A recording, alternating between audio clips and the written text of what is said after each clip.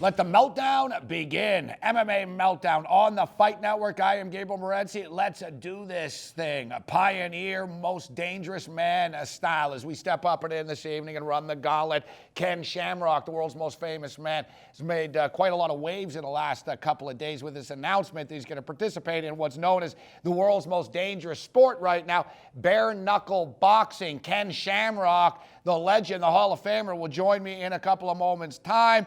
We'll get all the information about this from Ken Shamrock himself, and it's been a pretty polarizing subject, hasn't it been? Very CM Punk-like. There's been outrage, disappointment, excitement, morbid curiosity, anger, outrage, and everything else in between. And to be honest, I'm feeling more excitement than anything else. As anybody that has seen the movie Knuckle, and we've shown this movie on this program before, anybody that knows anything about these European and the British and the Irish traveling families, so to speak, these dudes are badasses. And I see a lot of critics out there saying, oh, Ken Shamrock, he's 50 years old. Why is he doing this? Because it's a hell of a lot of fun.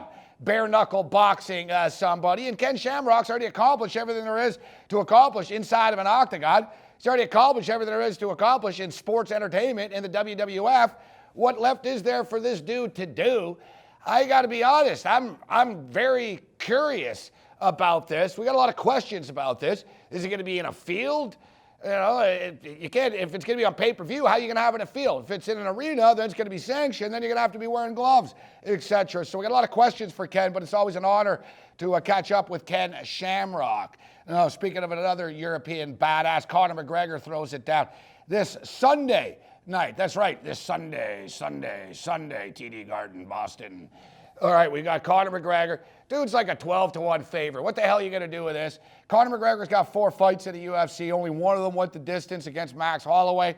Dennis Siver is a tough-ass dude. I think he's being a little bit undervalued and underestimated, and he's being a lot under-promoted leading into this fight.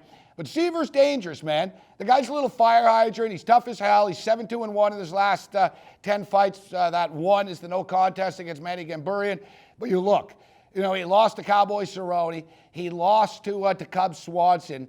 He loses to tough dudes, Dennis Siver. And Conor McGregor is a tough dude, and there's a big money fight awaiting. And Conor McGregor fighting in his home, away from home in Boston. Incidentally, the same place that the AFC Conference Championship game is going to be taking place. And I don't think the UFC, much like myself, thought that the National Football League would actually have the West Coast game and the Seattle Seahawks kick off first.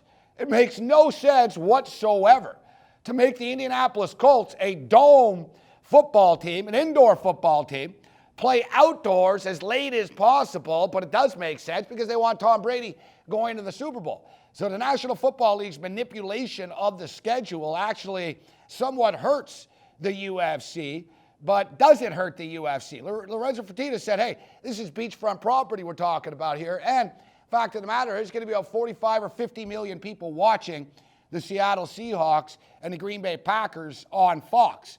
All day long, they're going to be ramming UFC promos all day long, telling people, hey, after the games, come check it out.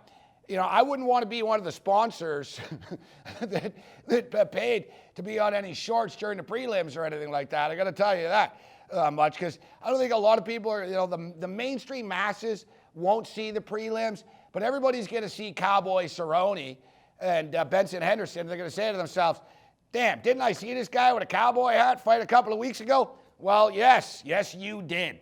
This is freaking insane, man. Cowboy Cerrone fighting for the second time in 2 weeks is just, it's basically unheard of.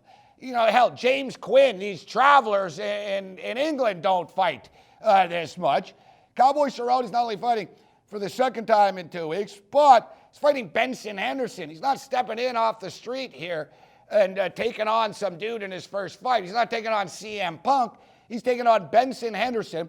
What's even more amazing about this is Cowboy Cerrone, it's his 6th fight in less than a calendar year, man. 6 fights in less than a calendar year. He's won them all, and he's beaten pretty tough competition. Of course, Benson Henderson already beat Cowboy twice. Once he dominated him, once he submitted him. I think this is a little bit different, and I was unsure of Cowboy. Cowboy reminds me of Robbie Lawler. Robbie Lawler was a fan favorite, always entertaining fighter, but he didn't always win. And his approach of getting the fight of the night bonus and stuff wasn't always conducive to his health and to him winning fights. But Robbie Lawler found that second win, started destroying people, and now is the champion of the world. Cowboy Cerrone isn't just the cool dude that drinks Budweiser in a cowboy hat that's an entertaining fighter right now. He's a damn dangerous fighter on the verge of a world championship, and you know what? He freaking deserves one. So we got a ton of stuff to get to here. As far as the numbers are concerned, I'm going to be taking a shot with Cowboy in this fight.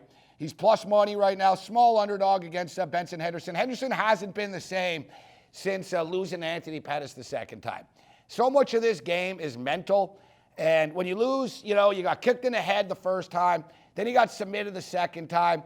We see this time and time again, man. It's like a cycle. Gray Maynard wasn't the same after Frankie Edgar, and then you got Frankie Edgar.